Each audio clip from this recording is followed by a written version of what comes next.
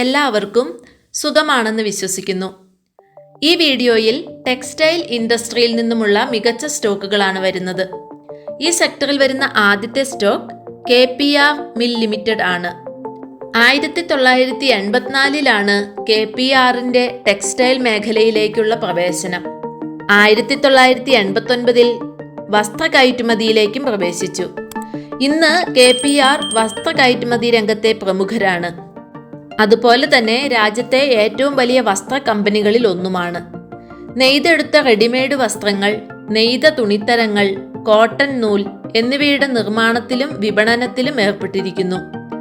നൂൽ, തുണി, വസ്ത്രം, പഞ്ചസാര ഉൽപാദനം എന്നിവ ഉൾപ്പെടെ 3 സെഗ്മെന്റുകളിലാണ് കമ്പനി പ്രവർത്തിക്കുന്നത്. ഇതിൽ പഞ്ചസാര ഉൽപാദനം KPR ഷുഗർ മിൽസ് ലിമിറ്റഡിന് കീഴിലാണ്. ഒരു വർഷത്തിൽ 1,00,000 ദശലക്ഷം ടൺ നൂലും 40,000 ദശലക്ഷം ടൺ തുണിത്തരങ്ങളും ഉൽപ്പാദിപ്പിക്കാനുള്ള ശേഷി KPR മില്ലിനുണ്ട്. ഈ ഓഹരിയുടെ നിലവിലെ വിപണി മൂല്യം 30,871 കോടിയാണ്.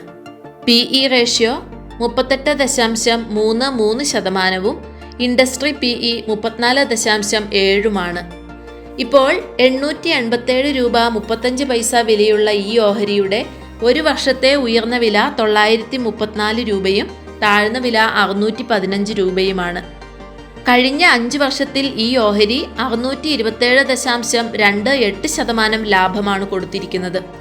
ടെക്സ്റ്റൈൽ സെക്ടറിൽ വരുന്ന അടുത്ത ഓഹരി അരവിന്ദ് ലിമിറ്റഡ് ആണ്. അഹമ്മദാബാദ് ആസ്ഥാനമായുള്ള ഇന്ത്യയിലെ ഒരു തുണി നിർമ്മാണ കമ്പനിയാണ് അരവിന്ദ് ലിമിറ്റഡ്. കമ്പനി വിവിധ വിഭാഗങ്ങളിൽ പ്രവർത്തിക്കുന്നു.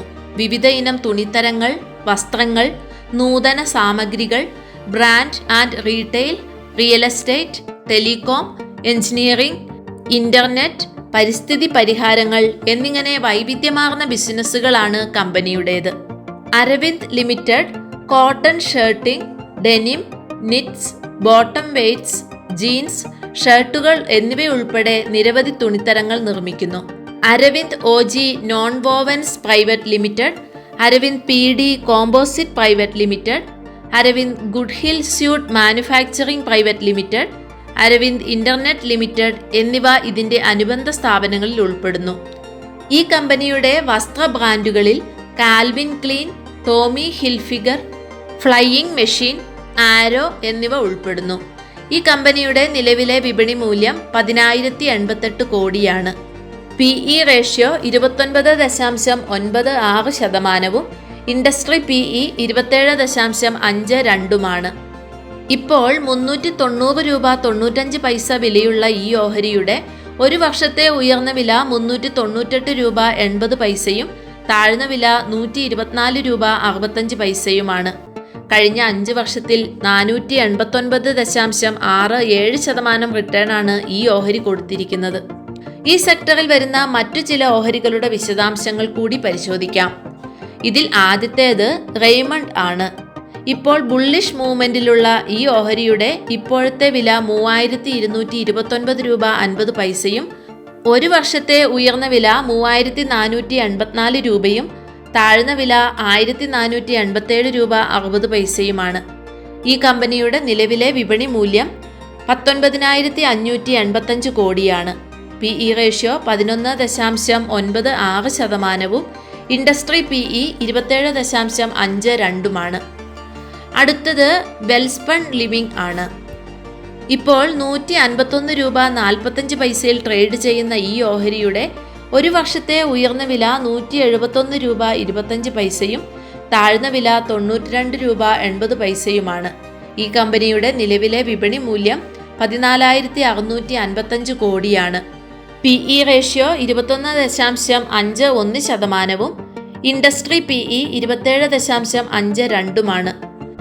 ഈ സെക്ടറിൽപ്പെട്ട അടുത്ത ഓഹരി ഇൻഡോ കൗണ്ട് ഇൻഡസ്ട്രീസ് ആണ്.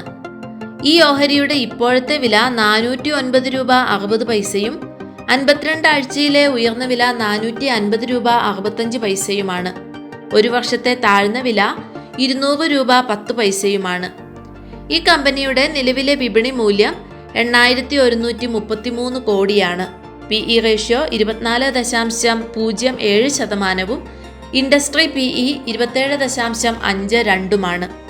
വരാനിരിക്കുന്ന യൂണിയൻ ബജറ്റിൽ ടെക്സ്റ്റൈൽ കയറ്റുമതി വർദ്ധിപ്പിക്കുന്നതിനും ഇന്ത്യൻ ഉൽപ്പന്നങ്ങളുടെ വില കൂടുതൽ മത്സരാധിഷ്ഠിതമാക്കുന്നതിനും നികുതി ഇളവ്, മൂലധന പിന്തുണ തുടങ്ങിയ നിരവധി നടപടികൾ കണ്ടേക്കാമെന്നാണ് CNBC ആവാസിന്റെ റിപ്പോർട്ടുകളിലൂടെ മനസ്സിലാകുന്നത്.